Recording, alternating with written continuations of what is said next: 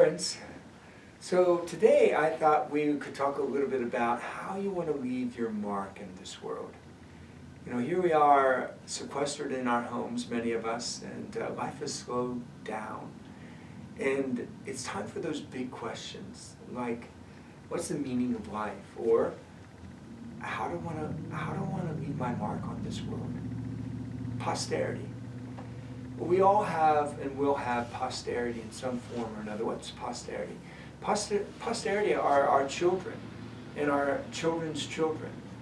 And like it or not, being intentional about it or not, being focused and purposeful about it or not, we are going to pass on a lot of things to our posterity, to our children, and then through our children to our children's children, and so on. So therefore, we're going to pass on a lot to this world through our lives and through the lives of others. And I say us because it's different with me than it is with you or a single person, but we're all going to have an effect upon people's lives. You with your children and your grandchildren, me with my parishioners who are in a very real way children of God, and I'm their father, that's why they call me father.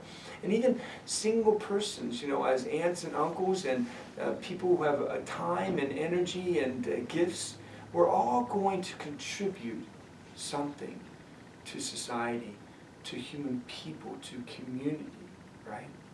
So the question becomes, what do I want to pass on to my children, to other people? Because here's the thing. We're not going to be around one day for how they're going to live their lives out based upon what we've given them or based upon what we haven't given them. But the truth is that one day they're going to live out their lives. And we have a chance now, and every day that we're with them, to give something to them that's going to live beyond us. And the question is, what is it that you want to live in them and through them that's beyond you? That's a great question for today. So Jeff Cavins, who's a wonderful biblical scholar, and we're using his Bible study right now called The Great Adventure. And he says that Moses has something really good to teach us there, right? So the book of Deuteronomy. As Moses is leading the people into the promised land, remember that he himself doesn't get to accompany them into the promised land. He, in a very real way, is going to go before them in spirit. So he's going to die.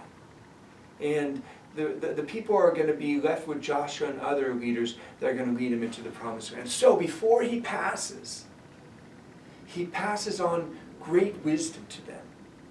And that's where the Shema comes from. Something that Moses taught his children and taught them to teach their children and their children, all the way down to Mary and Joseph teaching Jesus the Shema. What's a Shema? Hear, O Israel, the Lord your God, the Lord is one.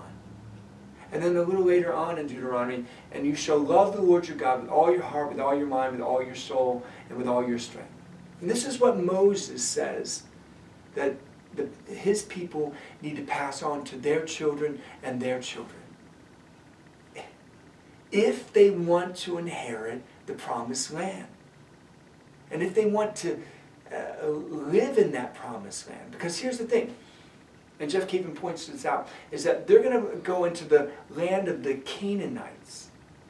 And the land of the Canaanites, they worship other gods there. And he knew too that eventually what would happen is that they would come to the people of Israel and they would intermarry among them. And they would mix them up, their beliefs, their practices, their faith. And so he says to them, always remember to teach your children that the Lord is one. He's supposed to be the one, the number one, right? And this is what we need to teach our children. And maybe during this time when we're with them the most, to teach them this. Maybe it's through the rosary, maybe it's through scripture, maybe it's through family prayer, whatever. But now and into the future, that the Lord is God, and He's one. Because if we don't teach them that He's number one, and to make them number one, the world will certainly teach them to have other priorities, higher priorities. As a good friend of mine said when she was raising her children, there were times when I knew God was in the room, but I kept Him in a corner. Right? Well, bring Him out of the corner and make Him the prominent one in the room of your family.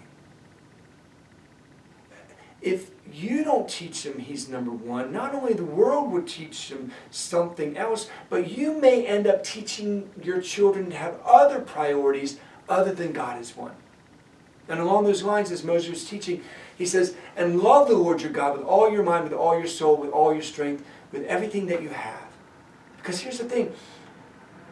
If you don't teach them that, you may end up teaching them something else to put their energy into their passion, into their focus, into their lives, into their relationships into. Or the world would teach them a higher priority, a greater passion, a love. And they'll give their hearts and their minds and their souls and their energies to other things. And as Moses taught them then if we don't pass these things on to them, then they won't enter into the promised land. Because what does it take to get into heaven? It's not God with some list saying, oh, I'm sorry, you weren't good enough, or you just missed being good by being bad by this percentage. No, it's, did you make me number one? Because I made you number one. And did you love me with all that you had? Because that's what heaven is going to be. Loving me with all that you have. And so now is the time to teach our children to do this. We're in the monastery of our homes. It's not something we chose, but it is an opportunity to remember what matters most and to ask yourself that question for your posterity and their posterity. How do I want to leave my mark in this world? Until next time.